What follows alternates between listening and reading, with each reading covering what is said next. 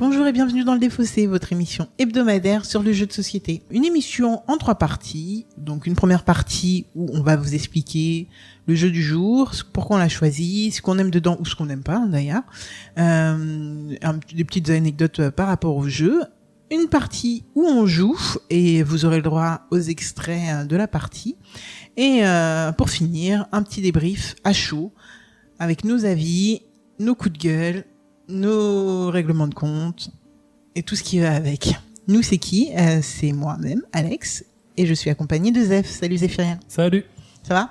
Bah écoute, pas trop mal, on est plutôt bien là. On est bien, c'est vrai, parce qu'on est bien accompagné, je crois. Ouais, je crois aussi, hein. Encore une fois. Ouais, encore une fois. On a Fneup qui a accepté de nous parler encore une fois d'un jeu. Merci Fneup. Avec plaisir. Ça va ? Ça va très bien, toujours. Ouais. Moins stressé que la première fois ?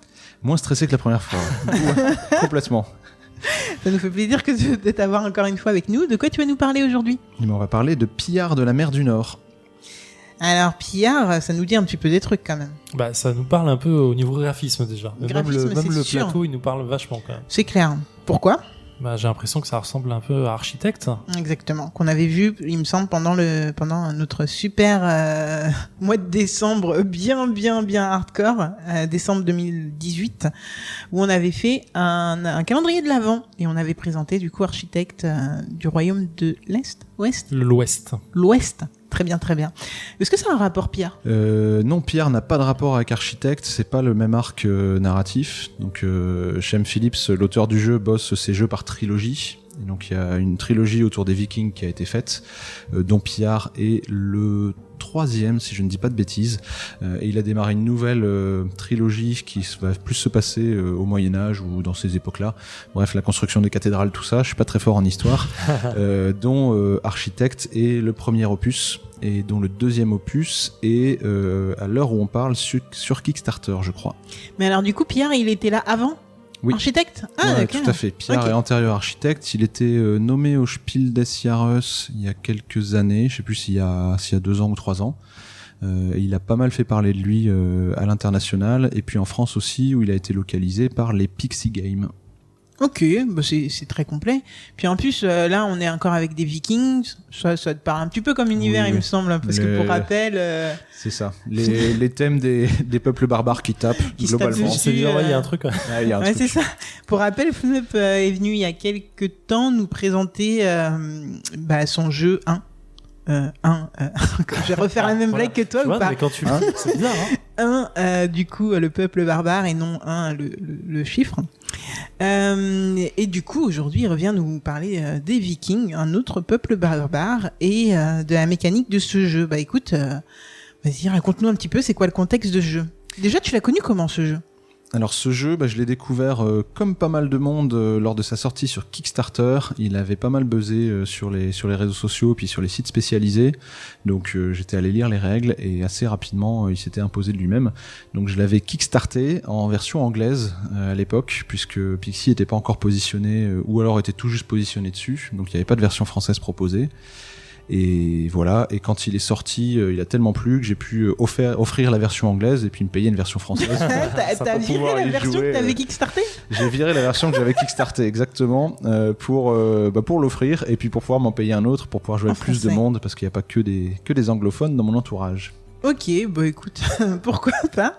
Et ça parle de quoi Alors, Pillard. dans Pillard, on incarne des guerriers et des guerrières vikings et on veut impressionner notre Jarl, donc notre chef de clan. Et pour ce faire, on va préparer des pillages ici, au niveau du village. Donc sur le bas du plateau, on a un village avec différentes actions.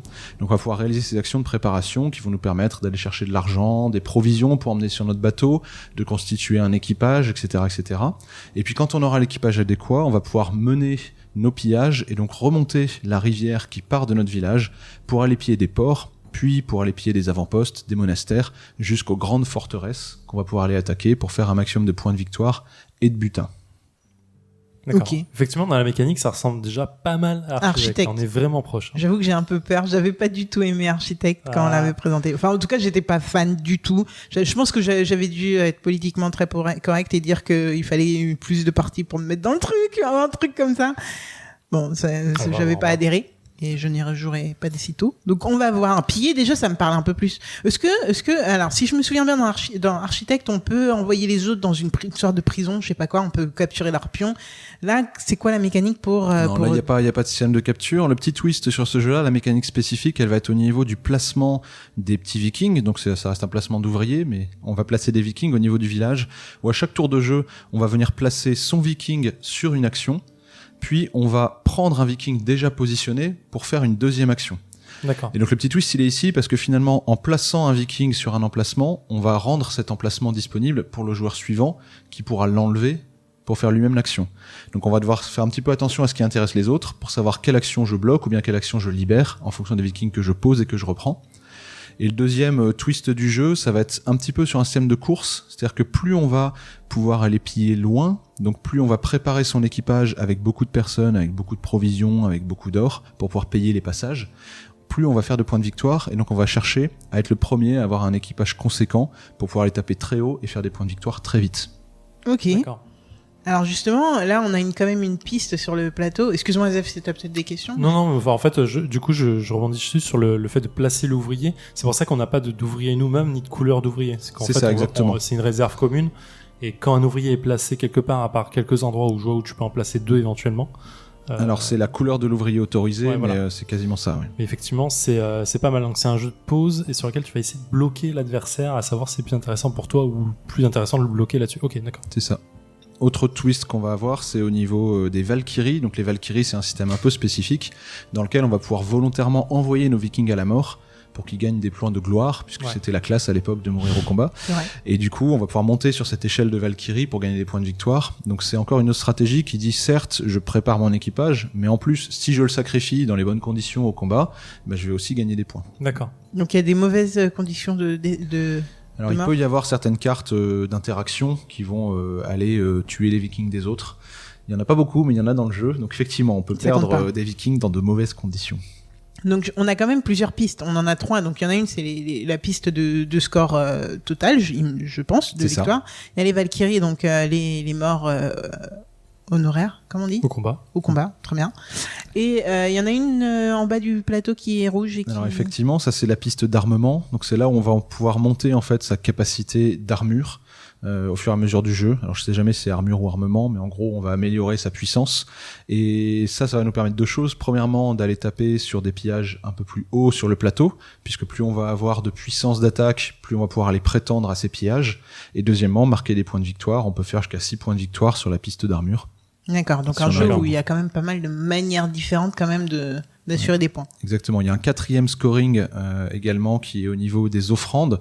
Donc les offrandes, ce sont des butins en fait qu'on va pouvoir donner au Jarl, qui en échange va nous donner des points de victoire. D'accord. Ouais. Et ces butins, on va les gagner en faisant les raids sur le plateau de jeu.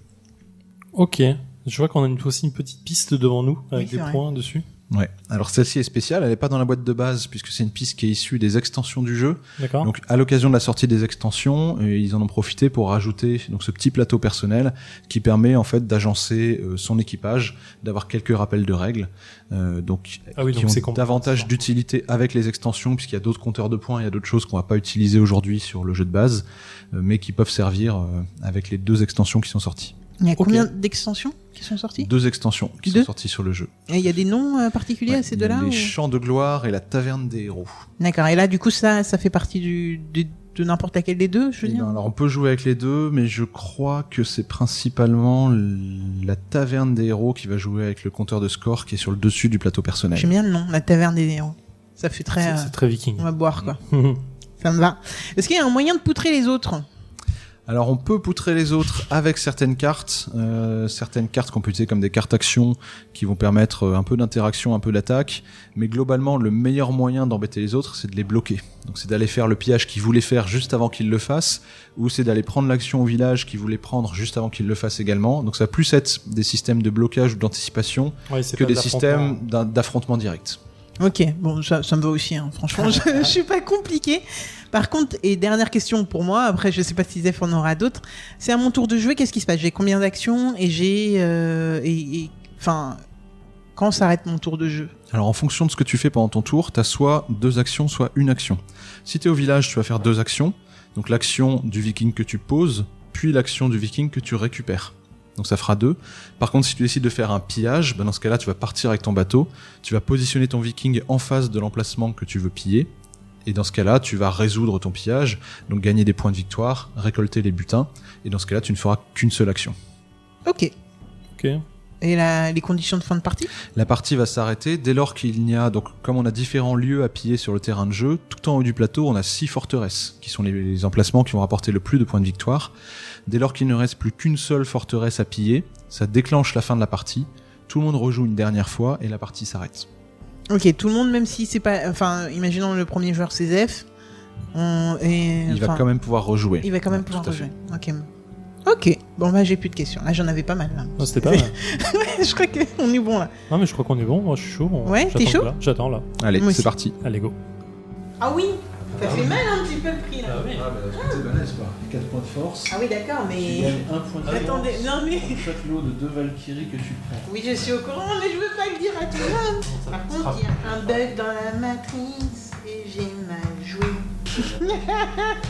Mais non, mais c'est de la merde, je veux pas ça, moi. Je m'en fous de ça. C'est pas ce que je voulais faire.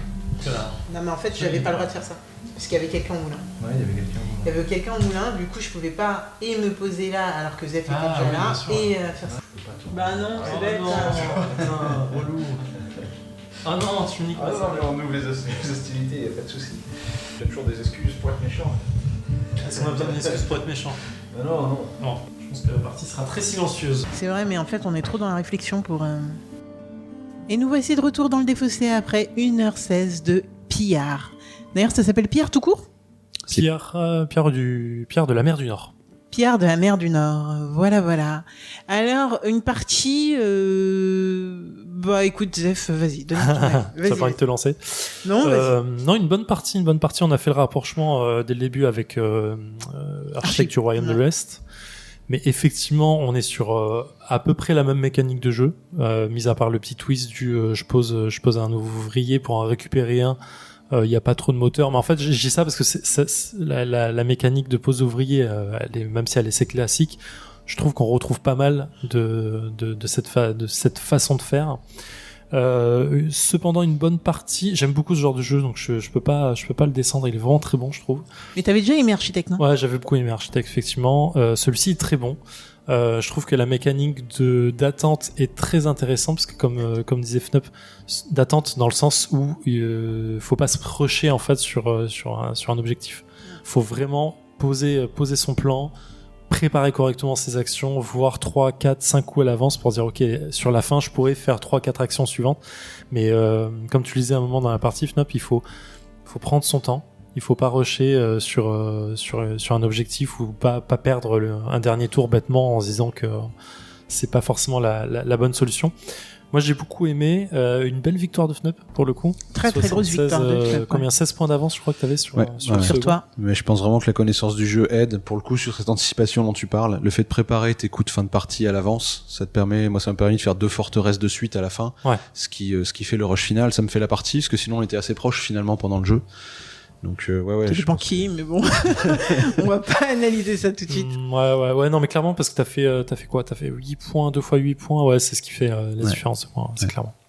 Non, moi j'ai beaucoup apprécié. C'est pas le genre de jeu que je sortirais régulièrement parce que trop long et trop long, ouais, 1h16 quand même, tu commences à avoir besoin de gamers autour de la table pour kiffer ce genre de jeu. Mais c'est toujours agréable de se faire une partie un peu fat comme ça. Alex, t'en as pensé quoi toi ? J'ai vraiment apprécié par rapport à ma partie d'architecte où j'avais vraiment eu du mal à rentrer dedans. Et j'avais, voilà, pour moi, j'avais pas la vision à long terme, etc. J'y arriverais vraiment pas. Là, j'ai vraiment perdu et de très très loin. Je crois qu'il y a plus de 30 points entre Fnup et moi. Bon, je sais pas, je suis nul en calcul. Une petite trentaine de points, ouais. Une petite trentaine de points. Mais en tout cas, j'ai fait mon jeu, en fait. Donc ça, c'est des choses que j'apprécie dans le sens où je savais où j'allais, je savais ce que je voulais. Là aussi où je suis complètement d'accord avec Fnup, c'est que connaître le jeu, c'est, je pense, un avantage. Moi, je suis partie en mode, je me suis dit, vous allez rusher sur tout ce qui va être pillage. Donc moi je vais me faire ma petite vie avec l'angouche hein, Ouais, t'as bien géré là-dessus. et non, parce qu'en fait ça c'est le hasard total du calendrier et du placement, on va dire, parce que le problème c'est que les tuiles demandaient de plus en plus des têtes de bœufs là ou je sais pas quoi, têtes de bétail, et le problème c'est qu'en fait les têtes de bétail étaient complètement en haut, donc il fallait piller quand même, et le temps que je me rende compte que toutes les tuiles qui arrivaient ensuite à l'angouche et à demander des têtes de bétail, que je n'avais pas les têtes de bétail, j'avais pas les moyens de monter. Donc je me suis enfermée toute seule. En fait, je pense que t'as très bien géré la première moitié du jeu, parce que tu nous mettais, tu mets combien, 20 points, je crois, sur juste les je me suis complètement objectifs. rattrapée. Hein. Et je pense que c'est la seconde partie du jeu que t'as pas su gérer, quand t'as vu effectivement que le pillage, tu l'avais pas fait et que tu te retrouvais finalement derrière. Je pense que t'aurais pu préparer des coups.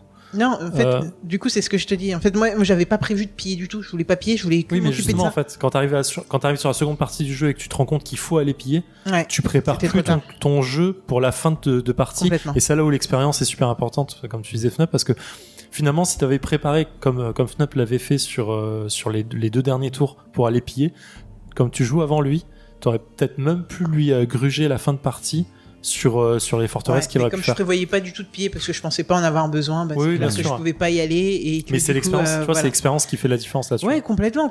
Du coup, c'est pour ça aussi que je regrette beaucoup moins que Architecte, que la partie, que le déroulement de la partie d'Architecte, parce que là, je suis juste parti sur une mauvaise stratégie qui pouvait pas payer, mais ça, je m'en suis pas rendu compte tout de suite. Oui, parce que moi j'étais étonné que Ouais. t'arrives à faire autant d'objectifs avec si peu de pillage. Je me suis dit, mais comment oui, elle fait en fait? mais Qu'est-ce moi que j'ai j'étais pas très fait? bien au départ. Je Bien me sûr. suis dit, il y a pas de souci, mais en fait non. Au bout d'un moment, ça fonctionne plus.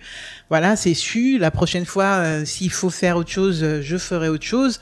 Clairement, en plus, je vous voyais monter vos défenses, là, votre armurerie. Je me disais, mais qu'est-ce qu'ils font? Ça sert à quoi et tout? Et en fait, oui, parce que pour aller plus, puis moi, je pouvais pas aller piller après. Enfin, bref. Donc, voilà. Analyse du jeu. Je me rends compte de tout ce que j'ai loupé.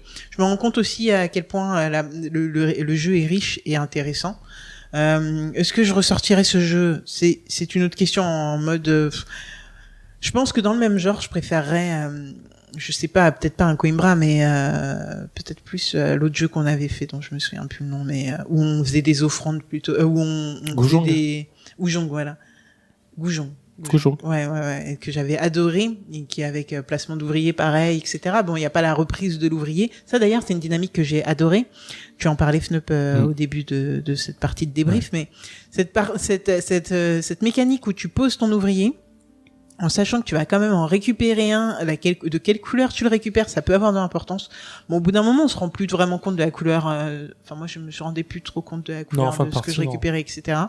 Mais au début, en tout cas, ça a pas mal d'importance. Pareil pour nos guerriers qui ont des actions plutôt intéressantes à analyser et à utiliser. Donc, dans l'ensemble, moi, ce jeu, il m'a bien plu. En fait, l'action de poser, de reprendre et de faire l'action quand tu reprends aussi l'ouvrier, ça change complètement la mécanique, hein, parce que ça te fait comboter. Enfin, tu cherches le meilleur combo en permanence, quoi. Ouais, tout à fait. Et puis ce que tu vas permettre au joueur suivant, en fonction de ce que tu reprends, c'est ce que tu vas lui libérer pour son premier pion, donc intéressant. Non, moi après c'est vraiment un jeu que j'affectionne particulièrement, il sort assez souvent chez moi. Je fais très peu la comparaison avec Architect, c'est marrant, pour le coup, à part visuellement, je trouve que c'est des mécaniques très très différentes. Moi j'aime bien aussi Architect, mais celui-là a quand même ma préférence pour ce côté justement à la fois un peu combo sur le village, et puis le côté timing que je trouve vraiment super intéressant. Ah oui, C'est-à-dire clairement. que en regardant le jeu des autres, tu peux, à quelques surprises près sur les cartes actions par exemple, tu peux savoir quand est-ce qu'ils seront capables d'aller piller, où est-ce qu'ils seront capables d'aller piller, et donc tu peux prévoir toi tes coups, comme tu disais, 3-4 tours à l'avance, tu peux essayer de te projeter sur ce que tu feras, et ce côté timing je le trouve assez intéressant. Et le deuxième point que j'aime beaucoup, c'est la rejouabilité, notamment lié au fait que tu vas piocher les butins de manière aléatoire au début. Tu peux te retrouver avec des parties où il y a un max de Valkyrie dès la partie basse du jeu, et donc tu vas devoir massacrer ton équipage dès le début, ou bien des parties où il y a moins de fer, donc s'il y a moins de fer, tu vas moins monter sur l'échelle d'armure, donc tu vas être moins efficient dans tes pillages. Ouais.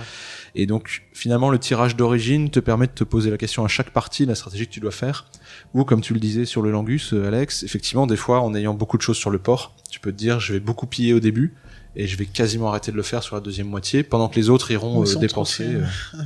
Ouais. Bon, ça n'a pas payé là, mais j'aurais bien aimé. Mais tu vois, c'est là où tu parles effectivement de se projeter, et je reviens là-dessus, c'est clairement ce qui t'a manqué sur la deuxième partie du jeu. Hein. Parce que si t'avais vu le truc venir avec un peu d'expérience, justement, tu nous aurais massacré sur la fin, je pense.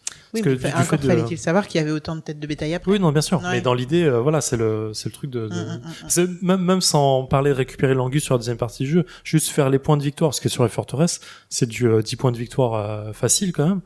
Je pense que ouais, il y avait, tu t'aurais pu nous la mettre correctement, quoi. Ouais, bah écoute, ouais. Mais très bon jeu, hein. Franchement, je suis agréablement surpris. Je pensais pas kiffer à ce point-là. Ce qui mérite sa nomination au Spiel. Oui, clairement. Bah, alors moi, je vais quand même être beaucoup plus modéré que vous. Hein. J'ai passé un bon moment, mais c'est pas non plus. C'est pas le jeu où tu te marres, quoi. Non, mais même on a fait plein de jeux où on se marre pas. Bon, je préfère les jeux où on se marre, clairement. Mais non, on a fait plein de jeux où on se marre pas et où Gugong reviendra quand même toujours dans mon top, ça c'est sûr, parce que on se marre pas. Mais je trouve qu'il y a un truc en plus. Mais je pense que il y a un univers. Clairement, c'est peut-être l'univers qui me parle plus. Oui, clairement, c'est ça. Mais après, il est peut-être plus accessible, Gugong, justement dans l'univers, et il paraît plus malléable. Je sais pas comment dire ça. En fait, là, ça paraît un peu sec sur la pose d'ouvrier. Quand même, ça reste de la pose d'ouvrier classique. Goujon, même si c'est la pose d'ouvrier, t'as l'impression que l'univers même le matériel, le plateau est plus simple à gérer, en fait. Vraiment de la tête, du ressenti, quoi. Je sais pas. Bon, bref. En tout cas, merci beaucoup de nous l'avoir présenté. Toujours avec plaisir. J'en entends parler depuis tellement de temps. Clairement. Ce jeu que bon, ça fait plaisir de le tenter. Puis, voilà. Puis je pense que je peux le dire honnêtement, je referai peut-être sans doute une partie pour non, pour me rendre compte de l'évolution, parce que là, du coup, je me rends compte de là où j'ai vraiment merdé, quoi. Mais voilà. Non, c'est cool. Et les extensions, elles valent le coup, pas? Ouais, les extensions sympas, elles renouvellent pas mal le jeu si tu l'as bien poncé. Il y a la taverne des héros qui permet d'amener un mécanisme de rivière sur les vikings, donc qui va te permettre de voir un petit peu plus à l'avance les vikings que tu veux récupérer. Et un mécanisme de quête. En fait, une fois qu'on a pillé un emplacement, on va venir mettre une quête dessus et on va pouvoir ensuite collectionner les quêtes pour faire des points de victoire et déclencher des bonus. Ah oui, c'est comme ça. Donc ça rallonge même la partie, en fait. Ça rallonge un peu la partie. Et après, la deuxième extension qui peut se jouer indépendamment ou bien les deux ensemble, les champs de gloire. Là, pour le coup, t'as des jarls qui viennent dans le jeu et tu vas devoir, quand tu prends des petits butins jarls, ça rajoute un type de butin. Quand tu le prends, tu dois choisir entre tuer le jarl pour de la gloire, le recruter chez toi, et dans ce cas-là tu vas devoir te battre, tu vas prendre des blessures, ou le fuir, et dans ce cas-là tu vas perdre des points de gloire. Ok. Ah oui, putain. Donc ouais, assez ça intéressant. rajoute quand même pas mal de trucs qui peuvent être plutôt cool. Bon, pour une première partie, je pense que c'est mort. Une première, ouais, ça peut être compliqué. Ouais, ça peut être complexe. Mais c'est cool parce qu'en plus, la thématique est vraiment bien représentée, en fait, à tout niveau. Ouais. C'est vraiment fou. Hein. Ouais, le côté pillage, plus on monte à travers la rivière, plus ça coûte de l'or parce qu'il faut payer son passage, faut avoir davantage de provisions, davantage d'équipage. T'as le côté armement, t'as le côté Valkyrie, les jarls sur les extensions. Non, c'est vraiment, je trouve que tous les aspects c'est complet, du peuple viking est bien représenté. Et du coup, pour les amateurs, le super combo avec les deux extensions est assez sympa à faire aussi. Ouais, il faut avoir un peu plus de temps, mais assez cool, et pour le coup, beaucoup d'axes de scoring très différents. Donc il y a de quoi, il y a de quoi réfléchir un peu. Mais écoute, Fnup, merci beaucoup d'être venu nous présenter ce deuxième jeu. Vraiment avec plaisir. C'est clair, tu reviens quand tu veux. Ça marche. Zef, on se voit la semaine prochaine. À chaque fois qu'on a un invité et que tu dis bon Zef, j'ai l'impression que c'est la déception de me parler juste après. En mode putain, toi je te retrouve. Ouais, toi je retrouverai la maison.